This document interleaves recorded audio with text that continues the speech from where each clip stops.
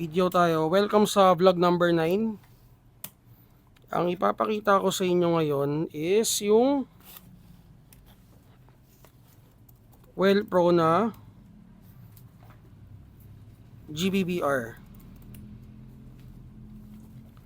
Okay, so let's start with Well Pro na AR3A M4 GBBR. So ang dami nagpi-PM sa akin na i-unbox daw natin to. So may tatlong klase tayo ng GBBR from Well Pro. Yung dalawa, papakita ko rin sa inyo. So unahin na natin tong M4. Ayan.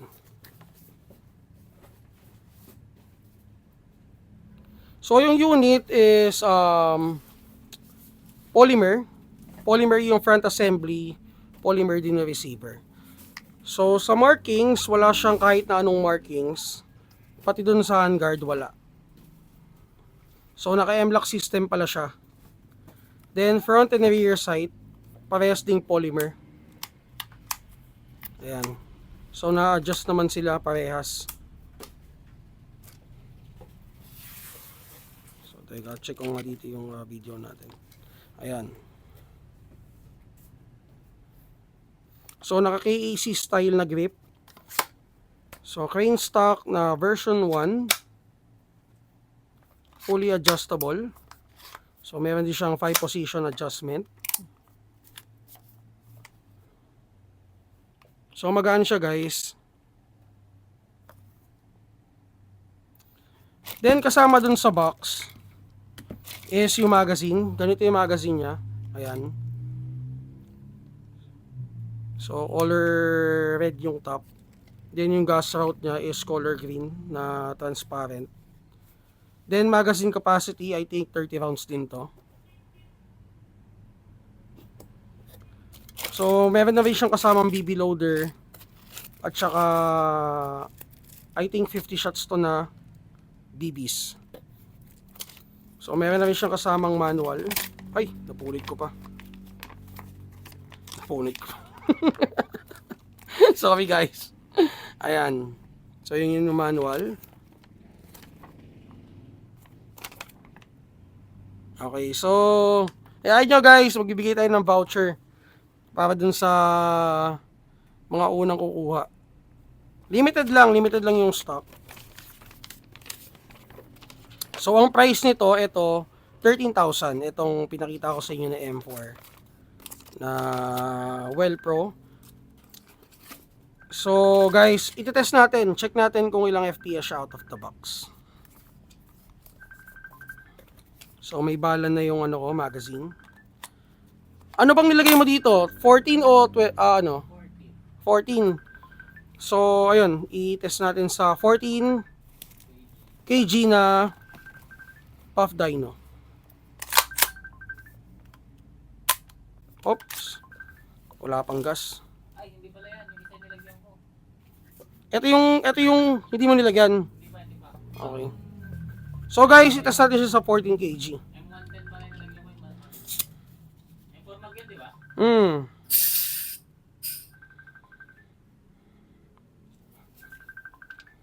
So may tumatawag sa akin .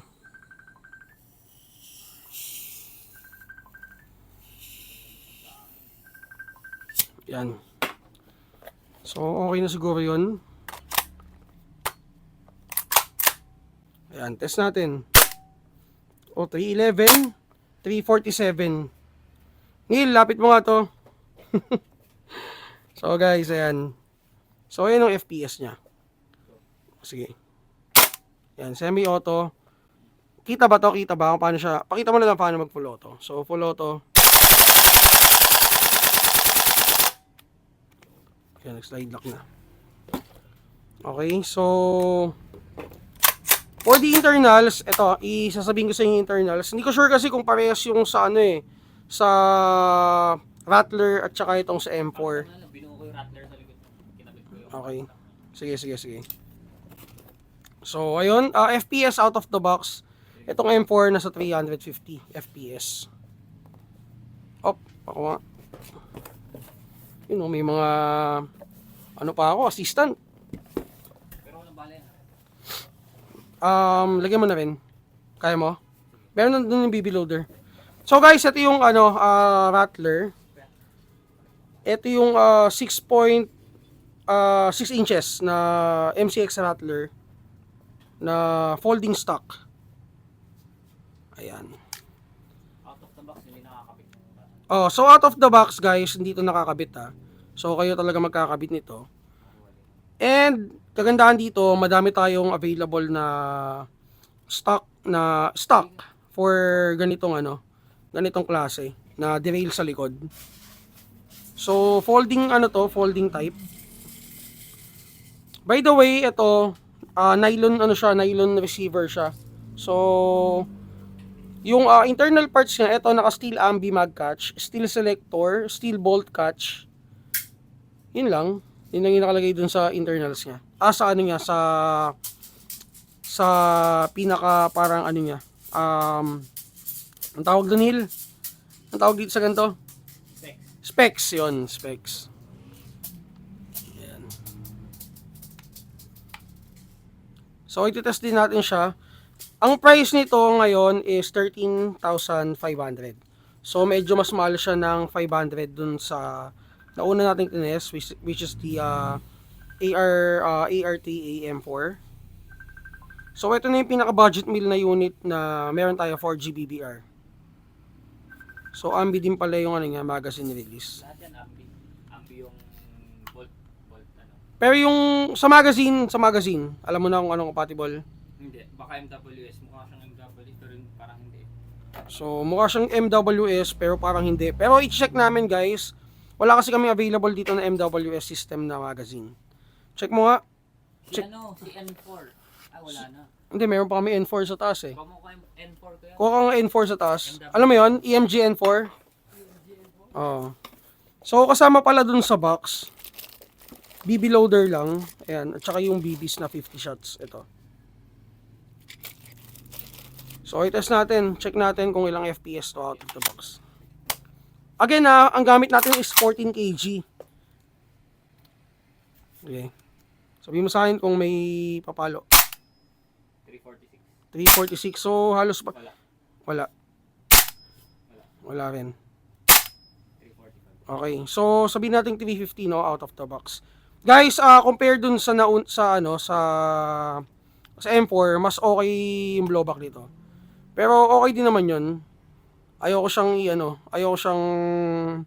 siraan. Pero guys, mas okay yung blowback nitong Rattler compare dun sa M4.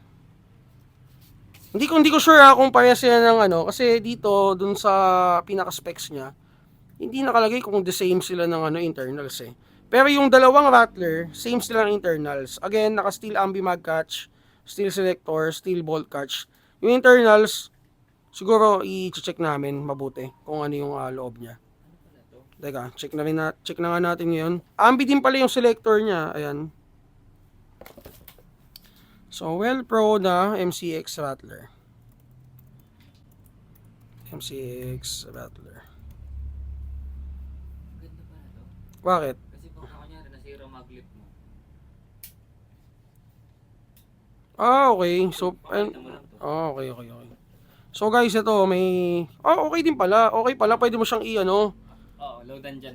So kung maglo-load ka, ito. Kaya pala tigas niya. Oo, kasi kanina iniisip ko rin, 'di ba naglalagay kami ng Open mo muna to. I mean, ito. open, pinaka-back. Okay. Okay. Gets. Tigas niya loadan. So, pag open dito, ayan. Ito.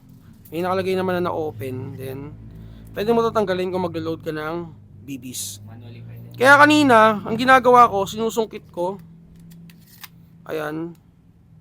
Sinusungkit ko. Ito. Sabi ko, ang tigas, sobrang tigas. So, pwede mo pala siyang alisin. Oo. So, ayan. So, mapupuno mo siya. 30 nakalagay.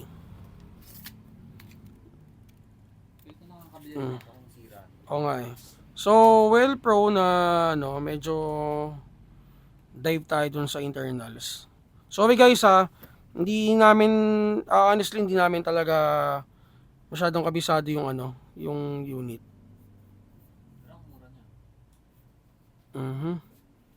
So, gas blowback. GBBR. Wala akong makita sa net eh. Kahapon, eto. So tama nga, ano siya? Well Prosig. Tama guys, ano siya, MWS compatible siya. Nakalagay dito. So length niya is around 430 to 630 mm. Ito. Plastic din ito, no, Neil? Polymer, di ba? Polymer. Polymer. Okay, polymer to. So, polymer yung buong receiver niya. Pati yung front assembly, guys, polymer. So, MWS. And then, TM compatible. nakalagay din dito eh. So, itong code na to, WG10. WG10, ito, sa 7P pala yun. Teka. Ito guys, yung 7P.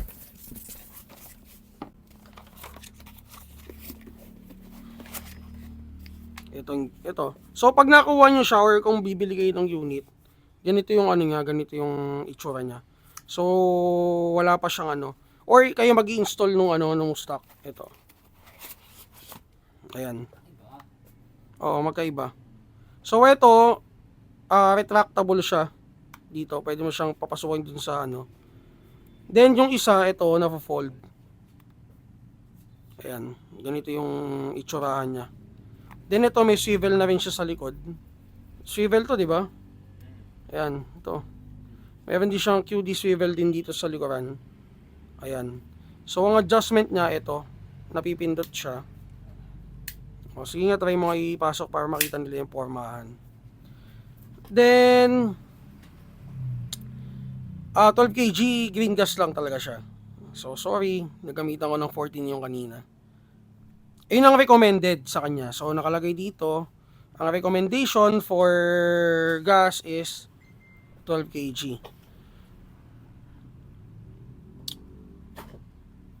So, ano pa ba? Okay, so yun lang. Full auto saves. So wala na siyang masyadong spec. Pero again, guys, MWS compatible siya. So ayun. Hopefully sa magazine wala magiging problema dun sa ibang MWS na extra magazine spec, TM spec na magazine. Sige, ubusin natin yung bala nito. Okay, semi-auto. Auto. Yan, so nag-lock na siya. Ganda. Ayaw pasok.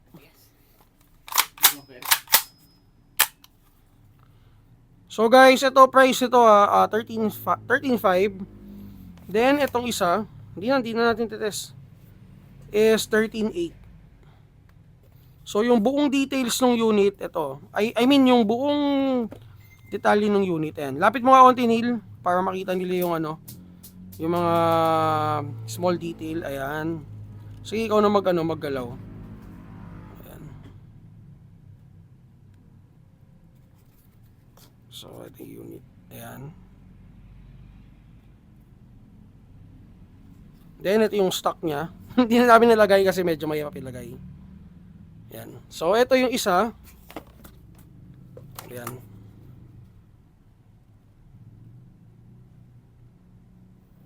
Markings, wala siyang markings